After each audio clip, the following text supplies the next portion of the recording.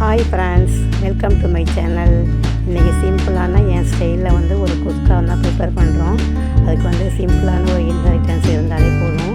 அது என்னென்ன பார்த்தீங்க அப்படின்னா, வெங்காயம், தக்காளி, இஞ்சி பூண்டு பேஸ்ட்டு, கொஞ்சமாக நெய், வீட்டில் உள்ள சாதாரண சாப்பாட்டு ரைஸை யூஸ் பண்ணிக்கலாம்.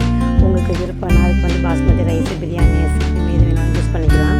இதுக்கு ஒன்றுமே இல்லை, வெங்காயம் தக்காளி நெய்யில் நல்லா ஃப்ரை பண்ணிவிட்டு அதுக்கு பிரியாணி மசாலா கொஞ்சம் ஆட் பண்ணியிருக்கேன். இது பசங்களுக்கு மீல் மேக்கர் பிடிக்கும் அப்படிங்கிறனால மீல் மேக்கர் வெந்நீரில் ஏற்கனவே பாயில் பண்ணி வச்சுருந்தேன். அதையும் இது கூட சேர்த்துட்டேன். இதுக்கு எந்த விதமான மசாலாவும் நான் ஆட் பண்ணல, ஒன்லி பிரியாணி மசாலா மட்டும்தான் ஆட் பண்ணியிருக்கேன். 2 கப்பு ரைஸுக்கு 4 கப்பு தண்ணி வச்சு 3 விசில் விட்டோம் அப்படின்னா இந்த சாதம் சூப்பராக இருக்கும். இது சிம்பிளாக செய்கிற ஒரு லஞ்ச் பாக்ஸ் ரெசிபி தான். எங்கள் பசங்களுக்கு ரொம்ப பிடிக்கும். இதுக்கு ரொம்ப எந்த பொருளும் அதிகமாக தேவைப்படாது, இருக்கிற பொருளை வச்சு செய்யலாம். என்கிட்ட புதினா மல்லி கூட இல்லை, அதனால் இருக்கிறத வச்சு செஞ்சேன்.